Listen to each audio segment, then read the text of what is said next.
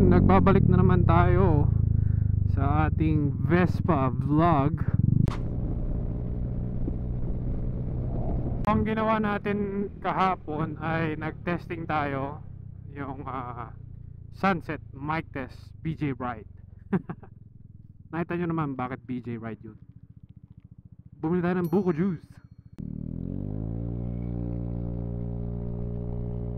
Wala tayong second camera today kasi Vespa ni JM yung gamit natin. Hindi pa tayo nakakabili ng tamang bolt para makapaglagay ng second cam. So ito na muna, helmet cam na lang muna. So kakagaling lang natin kay Mike Bomac, kakauwi lang galing work. Nagkape lang saglit, tapos tinesting natin yung 150 niya Justin Bieber, yung nag-sound check ng bago niyang exhaust.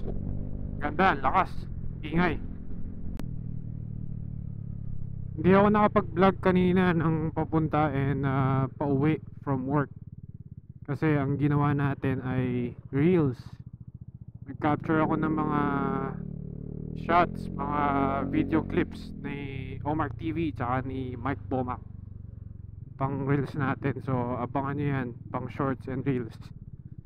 Abangan nyo sa Instagram ko at sa YouTube Shorts. Ang Instagram natin ay same name lang ng channel natin, Mr. Sarap Vlogs, para mas madaling hanapin. Tapos kanina order na tayo nung yung chin curtain, yung nilalagay sa baba ng helmet para ma-lessen din yung wind noise. Tapos kahapon naka negative 12 dB tayo. In-adjust ko pa siya ng konti, ginawa kong 13 kasi medyo medyo di pa ako satisfied sa quality ng audio. Uy, nangyari dun? Dumiretso sa pader mga sir. So yeah, nag-adjust tayo. Tapos nalaman ko din suggestion ni Mike Bomac, pagka medyo mabagal-bagal lang para hindi muffled yung tunog, buksan ng konti yung visor. So at least may natutunan naman tayong bago. Sabi niya, which is make sense nga naman talaga, pagka uupak ka ba, mabilis ka mag-ride ganyan, huwag ka na lang magsalita muna kasi no choice wind noise talaga yan kasi malakas yung lunong hangin, lalo na sa Vespa walang windshield. Sa multi siguro hindi ganun ka big deal kasi merong windshield yung multi. Etong mga Vespa natin wala naman, so tama rin talaga. Pero yun, pagka dumating na yung chin curtain natin, try ulit natin mag vlog gamit yung Sprint. Siyempre yun, mas mabagal kasi dito. Pakiramdaman natin kung goods. Talaga nire-ready ko lang siya pagka yung mga date ride namin ni JM para clear yung naririnig nyo, diba? Yung mga usapan namin. So ayun, Friday na naman. This month napakasaya kasi same day off kami ni JM, Tuesday, Wednesday. So mas maraming chance na makapag-ride kami at makapag-practice siya ng maayos. Uy.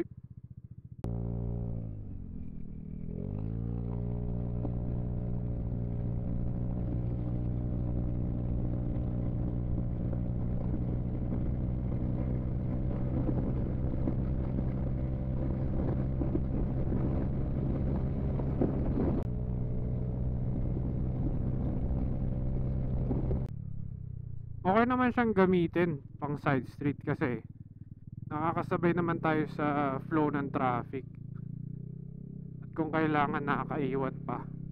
So hindi naman tayo nagkakos ng traffic kaya okay naman yung Vespa. Tsaka kagandahan din dito sa Vespa ni JM, naka-exhaust na, so na alam na ng tao, naririnig na kahit papano na merong motor sa tabi nila or may motor na padating.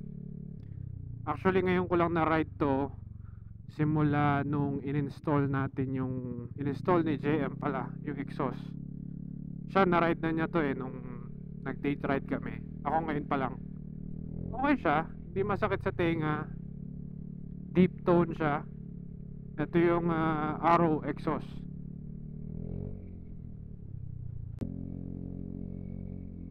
Nakaharap sa atin yung araw, pasensya na, nakasisilaw kayo. So ayun lang, ang ride natin for today, pauwi galing kila Bomac. Gusto ko lang kayong kausapin ulit. Maraming salamat ulit sa mga subscribers natin dyan. And sa next 2 days na off namin ni JM, hopefully makapag-ride kami. And may bago kayong panoorin ng date ride. Okay, nandito na tayo sa bahay natin ulit. Oop! Paparada natin na maayos at tayo'y baka mapagalitan. Nang hiram lang tayo. Okay. Thank you guys for watching. Mabilis ang ride lang. Salamat sa inyong oras. See you on the next one. Ride safe guys. Peace.